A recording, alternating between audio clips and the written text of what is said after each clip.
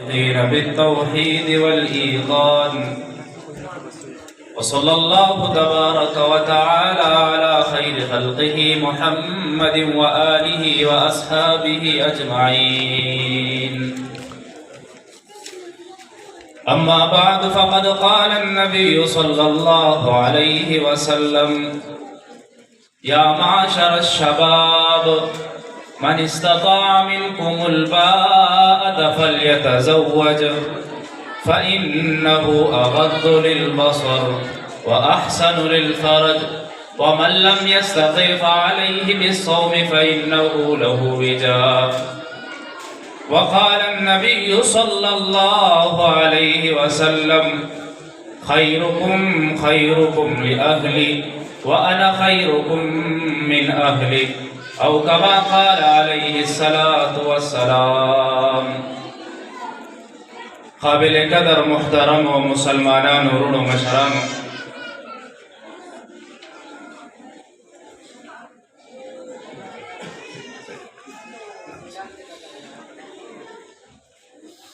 ټولو ته دې زما طرفنا دا خادي مبارک وي، خاص کر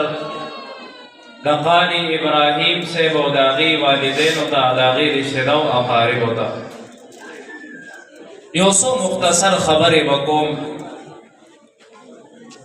الله تعالی دا یو رشته داسې جوړه کړې ده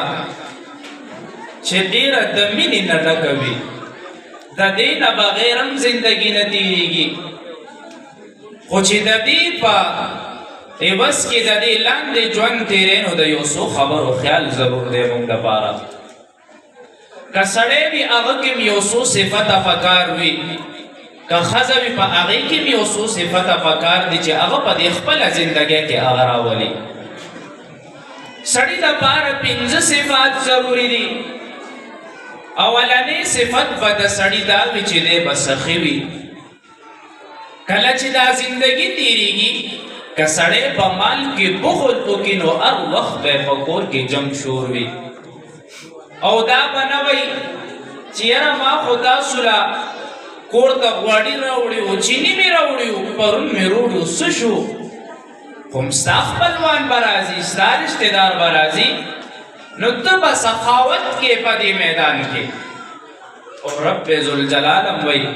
وی سخی سړی ما ته نږدې دی. حضور پاک وایي السخي قریب من الله بعید من النار. سخی سړی الله ته نږدې دی او د جهنم د اور نه لرې دی. دا یو صفت شو، دا به په سړي کې وي. دویم صفت چې په سړي کې وي نو هغه به پاک دامنه وي. د واده نه مخکې به هم د څه ګناه نه وي کړي، غټې ګناه نه به یې ځان ساتلي وي، او د واده نه پس به هم دی لوی ګناه نه کوي، پردو ښځو پسې به نه ګرځي، د هغې طرف ته به نظرونه نه کوي، ځکه چې یو ښځه دا نه برداشت کوي چې د هغې خاوند بل چا سره دا شعر کړي. او په معاشره کې دا شیزونه مونږ ډېر عام ګڼلي دي. هر سړی په دې فخر ګڼي، که ځوان دی که مشر دی، یاره زه خو فلانې ښځې سره تعلق ساتم، بلې سره تعلق ساتم، نو د ده کور نه هغه خوشګواري ختمه شي، بدامني پکې راشي. بل صفت بدایي چې سړی به ځان پاک ساتي، وجود به پاک ساتي. عبدالله ابن زبیر رضی الله تعالی عنہ فرمایي وی زما دا خوښه وي وی چې څنګه ښځه زه ډولۍ ځان دپاره غواړم چې خوشبو ځان پسې ومږي، مخ راته سینګار کې ښکلې کپړې واغوندي، وی دا شانتې زم دا ګڼم چې یاره زم ښځې ته هغه شانتې ځان ښکلی کړم چې څنګه مې ښځه ځان ښکلی کوي. خو ښځې نه خو به دا تمناګانې کوي چې یاره زه راشمه لکه د هورې دی راته په ګټ کې پاکه ناست دی، خو چې زه راشمه څښامي رانه خیږي او د کار کپړو کې هم خولې رانه تلي، نو بیا به ښځې نه ګیلې کوي. تم خپل وجود پاک وساته. بل صفت به په سړي کې دا وي چې دی به د ښځو په کارونو کې کار نه ساتي، چې د کور کم کارونه وي، یاره دا لوښې هلته کېده دې خوا کېده نه، په دې ښځې خو پوهېږي، په دې ته کار مه ساته. ته بس خپل بهر مزدوري کوه، راځه ښځې له وخت ورکوه. که ته دا خبرې په کور کې شروع کې جنګ شور زیات شي. اکثریت هم داسې وي کور کې دی ولې جنګ دی ښځې ته وایم دا کار داسې وکړه مې نه مني نو هغه په خپل کور د خپل کور په سنبالولو ښه پوهېږي بل پنځم صفت د سړي هغه دی چې عقلمند وي عقلمند سړي له به لور خور ورکوې د هغه به امتحان اخلي دا د شریعت یو فیصله ده بېوقوف سړي له به نه ورکوې هغه سړي له به هم نه ورکوې چې کوم ټوله ورځ په موبایلونو باندې ګیمونه کوي او نه به هغه سړي له ورکې چې کم نشهي وي یقین وکړې مونږ په مسند دلته ناست یو دومره خلک راځي وي یاره د تره زوی مې و وی بس لور مې خور مې وله ورکه لور مې وله ورکه خو وایي رشته مې ووي اوس چرس کي اوس پوډرز کي نو هغه جینۍ بیا څو ورځې بس په طلاق باندې په کور کې ناست دی نو د الګ امتحان د عقل واخله دا شانتې پنځه صفات به په ښځې کې وي عقلمنده به وي د خاوند د هر څه خیال به ساتي بله به هغه ښځه پاک دامنه وي چې نه به د جینکتوب کې هغې څه ګناه کړی وي نه به د واده نه پس ته څه ګناه کوي خو یو خبره یاد ساتئ ښځو له موبایلونه مه ورکوئ نن نه یو هفته مخکې راته یو کس ټیلیفون وکړی مفتي صاحب وي زوی مې د جډکي بیمار وي ښځې له مې موبایل واخیستو چې دا به ما ته اطلاع کوي وی قسم د تخرم وی قتل ته تیار یم څه وکړم وی الګ مې ګیر کړی دی وی زما ښځې سره په موبایل خبرې کولې نو دا خو سړی په خپل کور ته رانه نه باسلو نو بیا ښځې له د دې سزا ولې ورکې چې کله دې دا شیز په کور کې پرېښوده نو بیا ګیلې مه کوه که دیوال نیم اسمان پورې ورسې نو ستا کور ته به د سړي اواز راځي بل صفت به د ښځې دا وي چې دا به بخیله وي بخیله په دې هسې نه خاوند سره وړي دی په مالکیان هم وي چې خورئ زما خاوند به یې ګټي او په تاسو به یې خورم نه ته به د خاوند د مال حفاظت کې بل صفت د ښځې دا دی مدبرات البیت کور کې به ګرځي نظر به تیز ساتي چې یاره کم لوښی کم ځای کې پروت دی یاره دا به د دې ځای نه هلته به یې کېږدم خو د دې یو صفت بل هم دی روایت کې راځي وی کومه ښځه چې د کور ترتیب ساتي او داسې ترتیب خو ساتي چې یاره دا الله رضا دپاره زما دا کور ښکلی ښکاري دې دپاره نه چې یاره پلانې به څه وایي چې د دې کور ښکارې د دې لوښي هلته پراته دي نه الله رضا دپاره چې هغه لوښي راوچت کي په خپل ځایونو کې کېږدي وی په یو لوښي اوچتولو باندې دې ته یو نیکي ملاویږي یو درجه بلندېږي یو ګناه معاف کېږي څومره لوی صفت دی چې ټوله ورځ په دې کور کې ته کارونه کې الله تعالی څومره لوی اجرونه درکوي بل صفت د ښځې دا دی چې هغه به عقلمنده وي بېوقوفه ښځه به نه وي بیا په دې کې یو درې شیزونه په سړو لازم دي درې په ښځو لازم دي په سړو چې کم لازم دي یو به حق مهر ښځې له ورکوي بل به کور ورکوي او بل به ښځې له نان او نفقه ورکوي خوراک څښاک به ورکوي دا شریعت په دې سړي باندې لازم ایښی دي چې نکاح کې حق مهر د ښځې حق دی که بعد کې معاف کو هغه ستاسو د ښځې رضا دی ده او کور به هم وله ورکوي که ښځه د نه د کور مطالبه کوي بلکل وله ورکه داسې نه چې مور او پلار هم پرېږدي د مور او پلار خدمت هم پتا لازم دی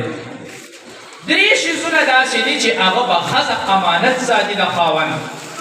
اولنی دا چې رازداره وي هسې نه خاوند ورته خپلې د پردې خبرې کوي او دا ښځه بهر وځي او ډنډوره کوي چې زما خاوند خو داسې دی زما خاوند کې خدا عیبونه دي هغه خلکو ته وړاندې کي دې خبرونه به ښځه ځان ساتي بل به د خاوند د کور او د بچو خیال ساتي او بله دا چې خاوند دې ته اواز وکړي دا به راځي او ډېر بچي به راوړي د خاوند نه حضور پاک وایي وی هغه ښځو سره نکاح وکړئ تزوجو الودود الولود وی چې مینه هم در سره زیاته کړي بچي هم ډېر راوړي نو دا یو څو شرایط شریعت ایښي دي ګورې ډېره نیازبینه رشته ده ډېره خوږه رشته ده خو په دې کې کله کله تو میم هم راځي په دې به هم لږ صبر کوئ هسې نه یو سړی وایي وی چې یاره دا به څوکي چې ماله به جواب راکوي هر ټایم یې ازمرۍ د بریدونه نیولي بهر به ګیدړې او کور کې به ښځو دپاره ازمرۍ چې کور ته ځي ګزار به ورکوي حضرت عمر صاحب نه خو څوک غیرتیان نشته مونږ ټولو کې به د عمر صاحب نه لوی غیرتي څوک نه وي. یو ځل یو بده راځي او حضرت عمر صاحب له شکایت راوړي وایي چې یاره ښځه راسره جنګونه کوي چې په دروازه راغو ام کلثوم رضی الله تعالی عنها ورسره نښتې ده. هغه واپس شو وایي څه دې راوړی و؟ وایي ما خو د ښځې شکایت راوړی و او وایي دلته کې خو ستا په کور کې د هغې نه لویه لوبه شروع ده، تا سره ښځه جنګ کوي ما ته به څه وایي؟ ورته وایي راشه دې خوا وی دا ښځه تا له کپړې وینځي وی او وینځي وی ته چې نه د مال حفاظت دې کوي وی بالکل کوي وی ته چې نه د بچو حفاظت دې کوي وی او بالکل د بچو حفاظت کوي. نو وایي چې دومره خیال دې هغه ساتي خیر دې تیم لږ خیال وساته که نه تیم خیال ساته. نو چې کله خوشګواري ماحول په هغه ټایم کې خو سړی هم ښه سړی ښځه هم ښه ښځه لقمان حکیم صاحب د چا غلام و نو ده باندې عقلي خبرې وې ډېرې کولې ډېر زیات هوښیار و دلته به د ده آقا ډېر زیات عجیبه خبرې کولې ده به ډېر قسطه جوابونه ورکول. نو هر ټایم به یې ښکلې ښکلې مټایانې خوراکونه به یې پې کول. یو ځل یې ورته یو هغه پیټه کدو چې ورته مونږ وایو هغې ورته کېښه نو دی لګیا دی ښه په شو کې خوري. هغه مالک یې وایي یاره دا به ډېر ښکلې وي هغه چې د خولې ته واچولو لکه د زهرو تریخ و او ورته ته راته وایې نه چې د زهرو غوندې تریخ دی. ورته وایي وي ټول عمر دې را باندې خواږه خوړلي دي وي که یو ورځ را باندې تراخ وخوري نو وایي څه کېږي وغورځم وی هغه ټول وغورځم. حضور پاک وایي وی ډېرې ښځې مې په جهنم کې وکتې خو د یو وجې نه صحابي ورته وایي څه وجه ده یا رسول الله؟ یکفرن بالعشیر وی د خاوند نافرماني کوي ولې کوي؟ وی لو احسنت الدهر که ټول عمر ښځو سره خو کې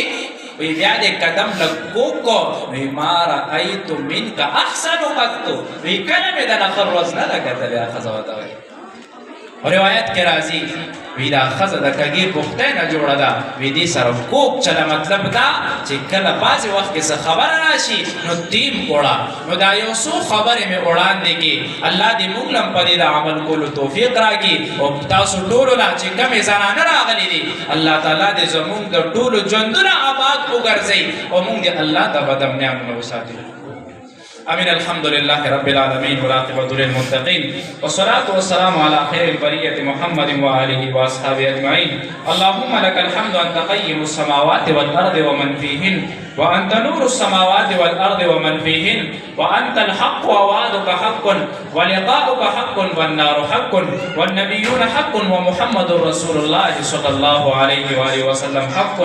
إله العالمين ایمانم نصیب کی یا الله څومره ګناهونه رانه شوي دي په نیک اجرونو راته بدل وګرځې یا الله د هر قسم آفتونو مصیبتونو پریشانان نه مو وساتې یا الله د دوه زړونه دوه خاندانونه یو ځای شوي دي یا الله ړونه کې یو بل ته مینه محبت واچې یا الله هغه محبت ور نصیب کړي چې کم د مور عایشې رضی الله تعالی عنها د دواړو جهانو سردار یو بل سره الہ العالمین د هر قسمه بدمنیانو نه وساتې یا الله په ژوند کې خیر برکتونه راولې یا الله دا کم ملمانې راغلي د ټولو عزتونه نصیب کی یا الله دې قاری صاحب سره مینه محبت دې الہ العالمین په هر یو قدم دې ټول الله متناهی اجرونه ور نصیب کی یا الله دا کوم صدقه کړي دا کوم دعا می تیار کړي دې یا الله زموږ د ټولو د پاره شفا وګرځي یا الله څومره بیماران په دې حاضر ډله کې ناسي کورونو کې دي هسپتالونو کې دي یا الله ټولو د صحت کامله اجر مستمره ور نصیب کی یا الله څومره زنانه دي رب ټولو حیا د مریم علیه السلام نصیب کی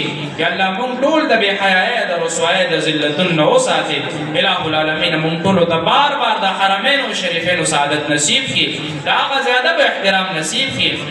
یا الله د چا رشتې نه دي شوي یا الله د ذهن موافق بهترین رشتې ورته ور نصیب وګرځې د چا رشتې شوي دي الہ العالمین بهترین اولاد ورته ور نصیب کړي یا الله هغه اولاد ولا ورکړي چې د سترګو یخوالی وي یا الله موږ ټول راضي شي الله داسې راضي شي چې کله هم ناراضه نه شي وصلی الله تبارک وتعالى على خیر خلقه محمد وآله واصحابه اجمعین برحمتک یا ارحم الراحمین.